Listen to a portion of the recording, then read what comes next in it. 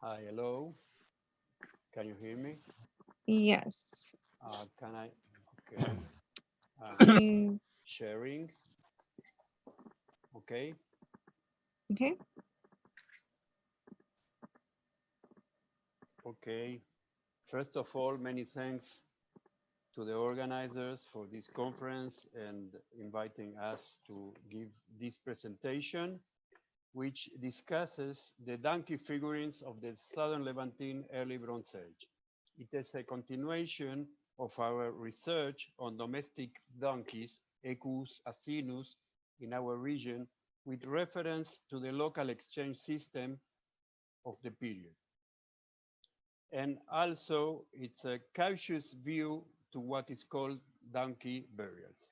We will analyze the iconographic record and its link to a ritual understanding of donkeys in the early Bronze Age.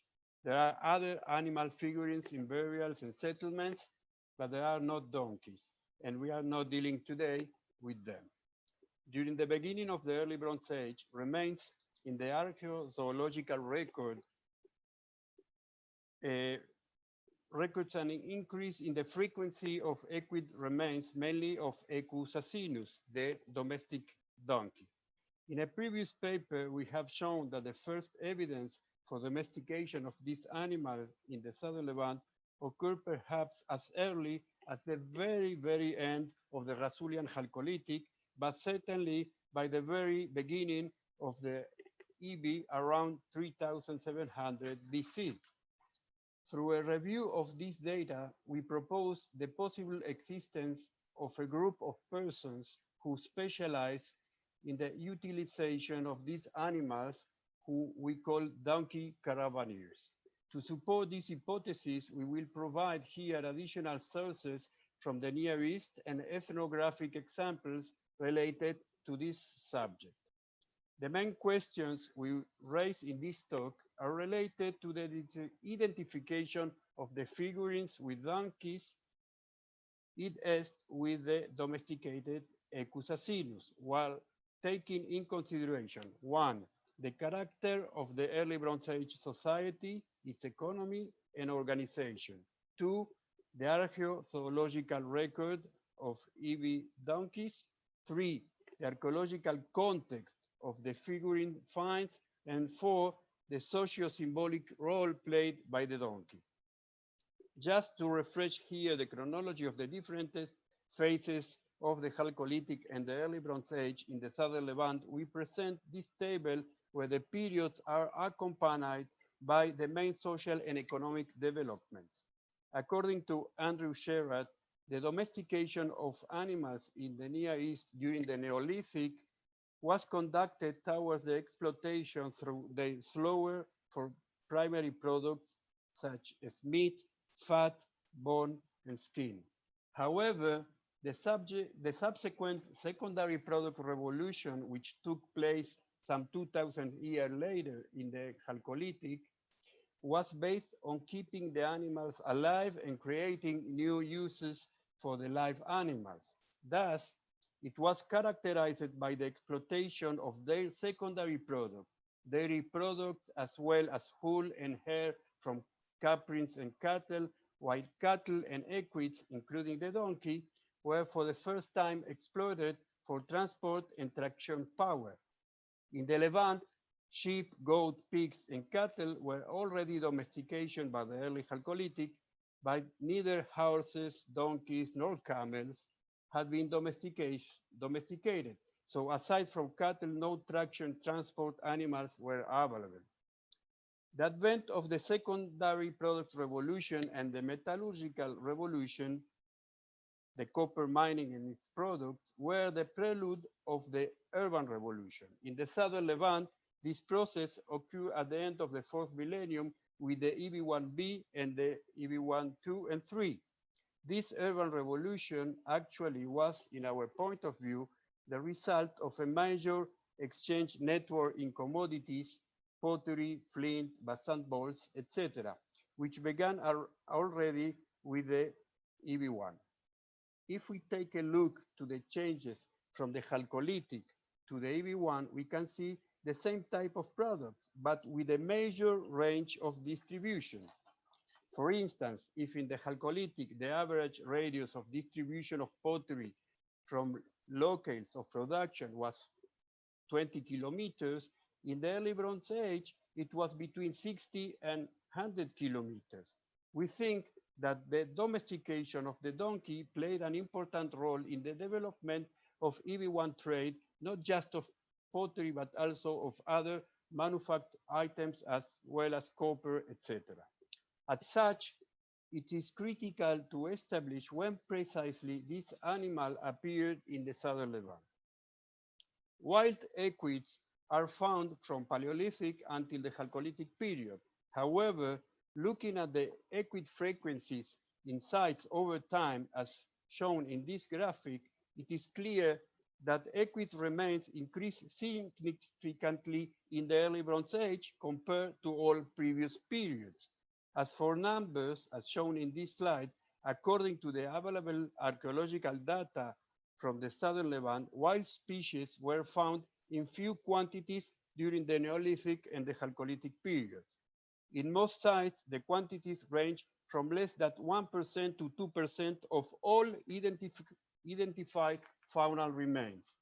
For Chalcolithic sites, equid frequencies are even lower. For example, at Bir Safadi, Gilat, and Shikmim, equid bones represent only 0.1% and 0.15% of total identified remains. The significant increase in equid remains took place at the start of the early Bronze Age, where they reached an average height of 10% of total number of animal bones in most sites. One EV1A site, Afridar Area E, even yield the highest percentage with equid representing 20% of the total number of bones according to Sarah Wicher-Kansa. We suggest that this peak of equid frequencies mark the arrival of the domestic donkey. Using morphology and metric data to examine the domestic status of the late Chalcolithic donkeys, such as from sites in the Negev, provides unclear results. In this slide, wild equid species are shown in blue, unidentified equids in green, and domestic donkeys in red. Donkeys found in EV context appear zoologically to be the domesticated form, although whether they were introduced into the region or locally domesticated is currently unclear. Also, in this slide, we can see the complete donkey skeleton, the so-called donkey burials, first appear in the early Bronze Age and are marked in the circles. These complete skeletons are the most reliable record with which to establish the domestic status of donkeys, as both their bones and teeth can be examined for domestic characteristics. They are also found in more defined archaeological contexts than isolated remains. In several southern Levantine early Bronze sites, for example, Tel Sakan, Nahal Abesor Site H, Lud, Tel Safi, Tel Azeka, and Tel Jenin. Complete or partial articulated donkey skeletons are being excavated. Considering the number of EV sites, the quantity of those burials, however, is quite small. In some sites like Tel Safi and Azeka, multiple animals are found buried in the same locality. These buried skeletons have commonly been interpreted as representing ritual burial practices. Recently, we have suggested that there are several alternative interpretations for these commonly termed donkey burials. Interpretation would contradict this burial as being part of institutionalized EV rituals. Firstly, they all appear to have trussed legs, common practice when moving a large animal or placing it in a small space. They are complete skeletons in articulation with no bones missing. They are without butchery, damage, not skinned or eaten, and have no pathologies or butchery indicated cause of death. In contrast to Egypt, in which complete donkeys have been found in groups in human burials, for example, at the site of Abydos in Middle Egypt, in a time parallel of our EB1B. In the case of Abydos, it looks that this is a special context, a cultic one, since high officials and kings were buried nearby. In Syria and Mesopotamia, there are also complete skeletons in context of human burials. Rita Dolce called this phenomenon donkeys as luxury gifts. But in the southern Levant, contexts like this appear only during the Middle Bronze Age, as in the case of Moza, where a complete donkey skeleton was found attached to a human burial dated to the 18th century BC. And of course, there are other cases in Tel Akko, Tel Aror, Tel Ajul, etc. In the case of the early Bronze Age burial donkeys, no association with ritual or mortuary structures or deposits were found. They lack grave goods, nor are they located in close proximity to special ritual areas such as temples or mortuary facilities, as in the cases mentioned before, at least from what we know.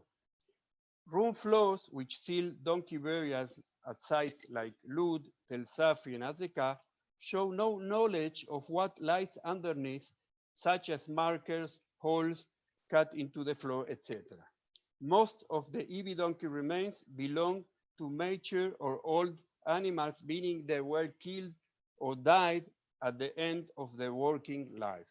This provides indirect confirmation of their chief use for transport and labor.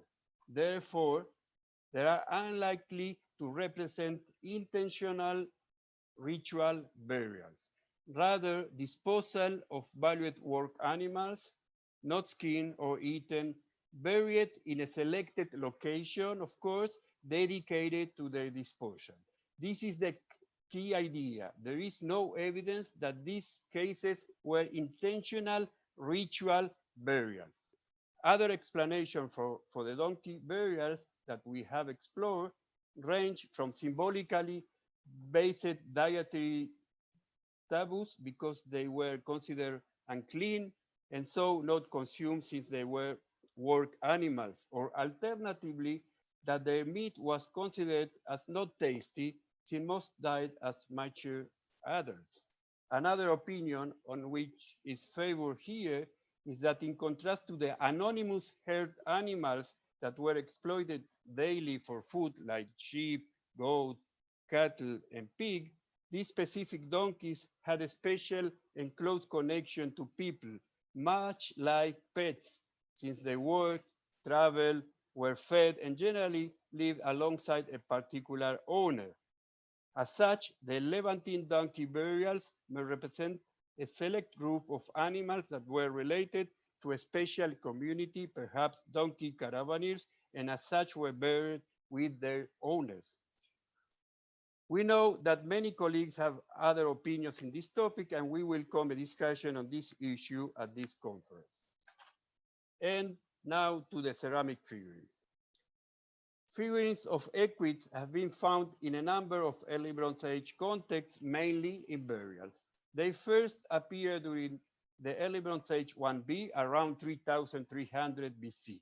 Notably, to date, no donkey figurines have been found in secure Chalcolithic contexts, aside from one possible example of a very broken item from Tel Eilat Rasul, and the figurine found in a burial site at Givatayim dated to the Chalcolithic, but which also contain early Bronze Age 1B remains, the cemetery. Notably, no figurines of donkeys have been found in EB1A context, supporting this as an EB1B phenomenon. In light of the iconography of the figurines, they have been identified as representing donkeys.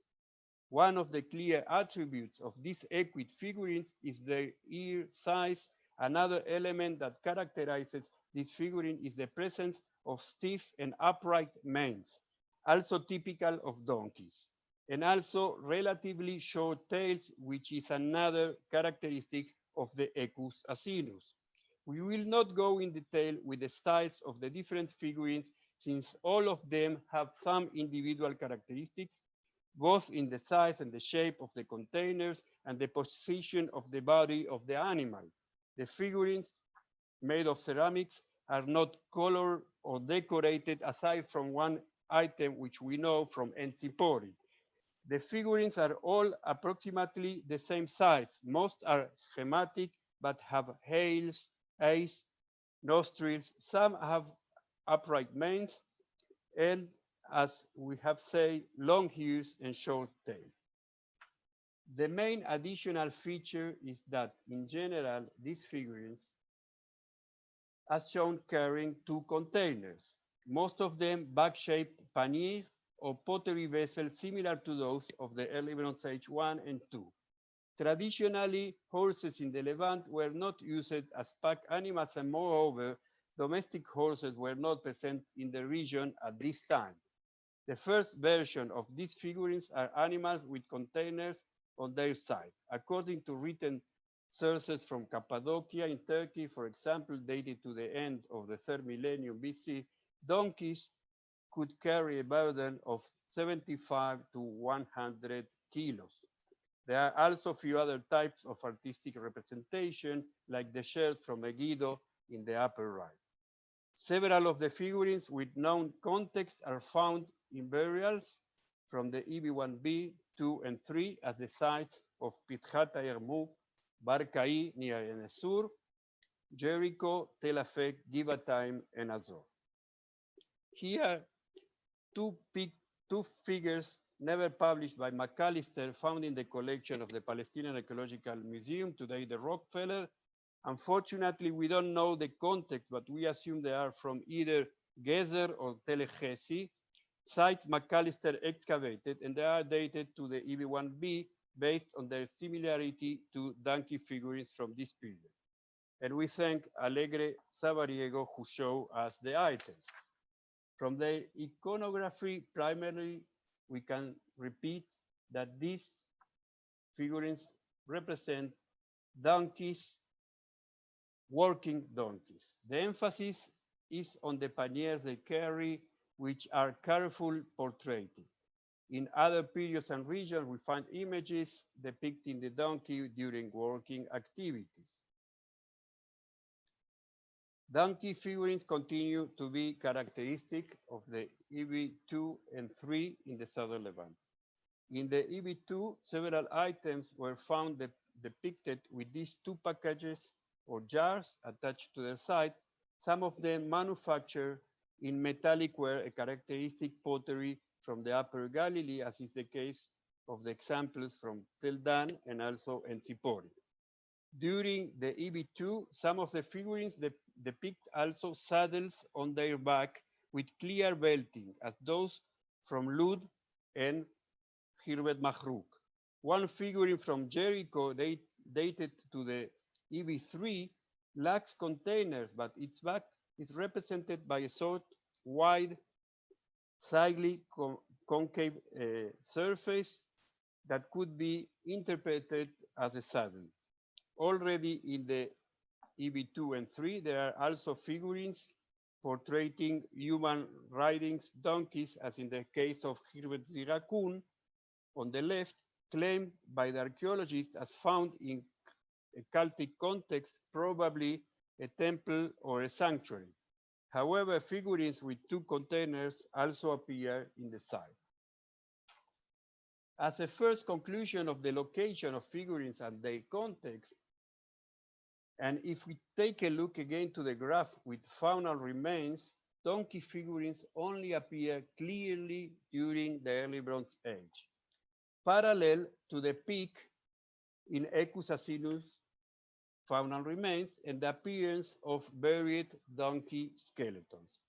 Another critical clue is that the majority of the Levantine donkey figurines that have been found in good archaeological context were recovered from burials. At Zirakun, they appear in a cultic building, but unfortunately, in all other cases, the contexts are not clear.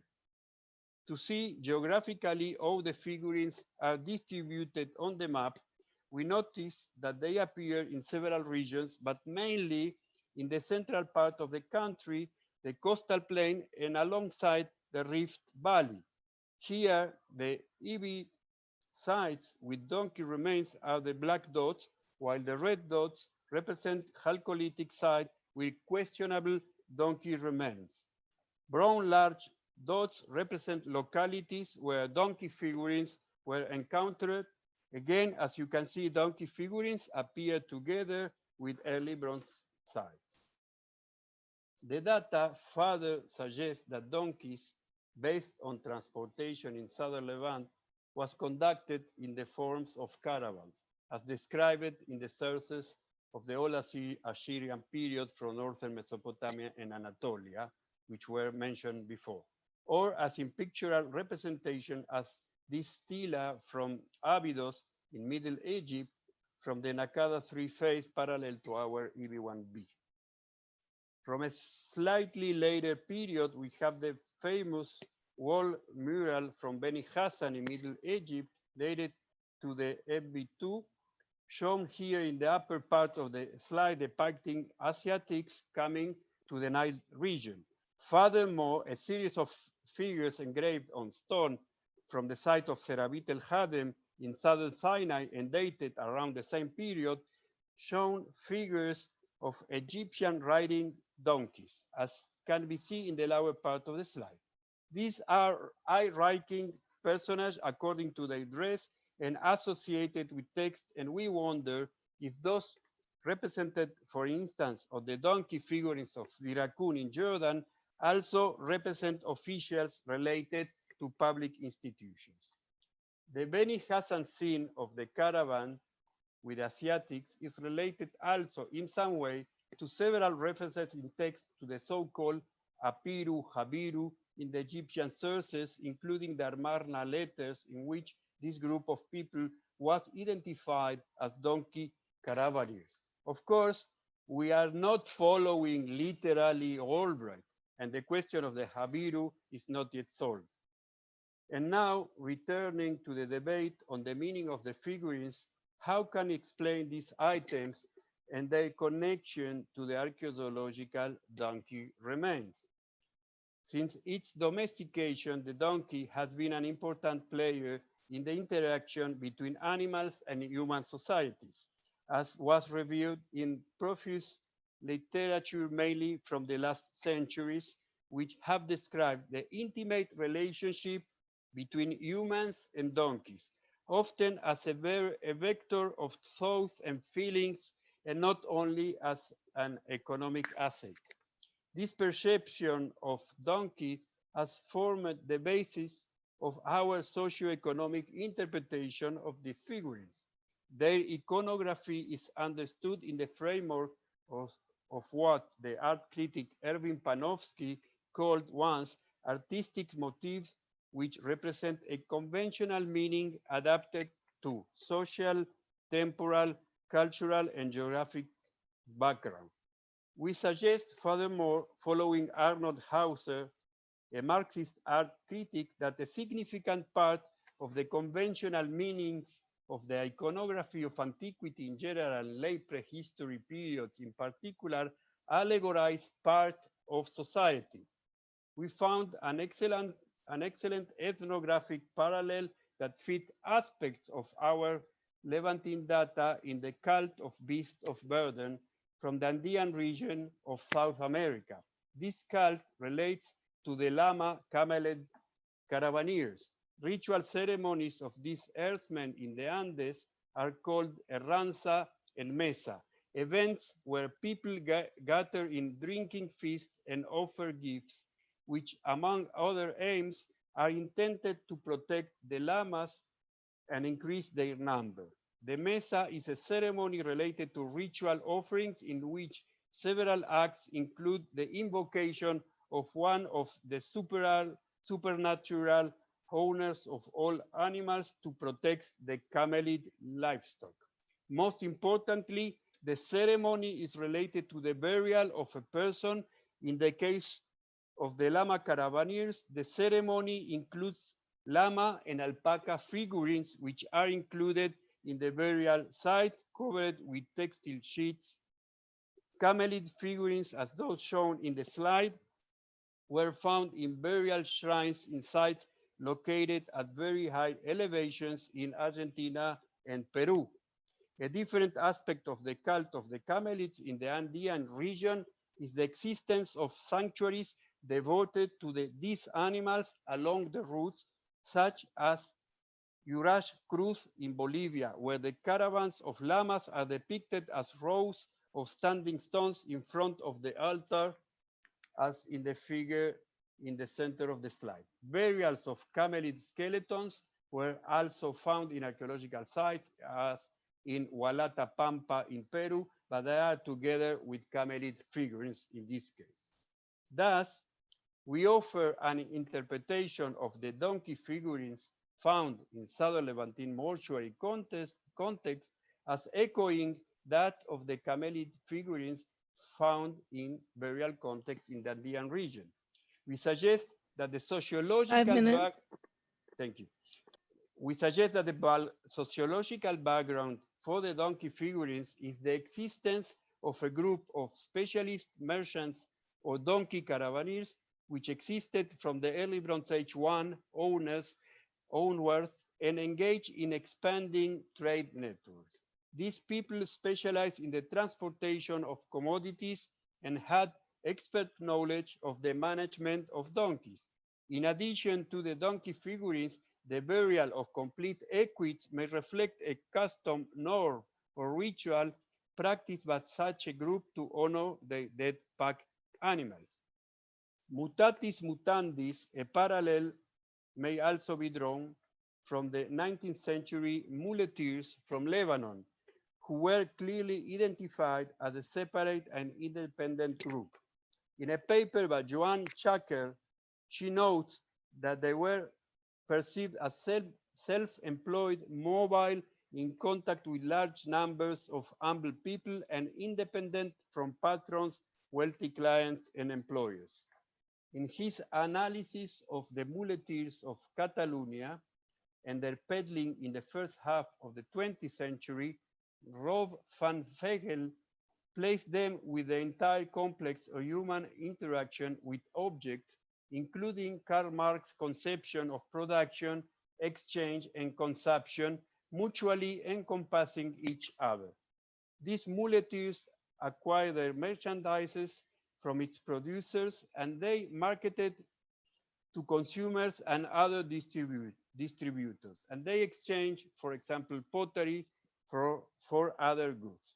We are not saying again that the social relations in the early Bronze Age of the Southern Levant are the same as those caravaneers, but it's possible that during that time, the donkey drivers practices special ritual or ceremony related to the animals on which they depend for their life, the donkey. The evidence for this ritual are the figurines found in the human burials and perhaps the equid burials. At any rate, as Ruta Miran proposed time ago, we suggest that donkey figurines represent ritual offerings in burials, probably of merchants. It is important to clarify that the phenomenon of the figurines is not the personification of the donkey. Here we have something else, like a totem, meaning a natural object or an animate being, such as an animal or a bird. It is assumed that as the emblem of a clan, family, or group. In essence, this is the case of animalization of people. Thus, the donkey figurines represent social groups such as caravaneers or merchants. They are the emblem not of an individual, but of a social group, despite the fact that the figurines always appear as individual items, of course, aside from in the museums. Different from the Egyptian motif-like, movie-like way of representation in murals, steles, and palettes, and the scenes in seal stamps, the donkey figurine are static 3D objects standing alone, meaning the whole idea in the object. They tell the story by themselves. And the story of the donkey figurines is the result of the economic and social implications of the domestication of the donkey observed in the early Bronze Age. As the donkey was an important factor in the transportation and circulation of commodities at this time in the southern Levant, they represent the cult of exchange. Thank you for your attention.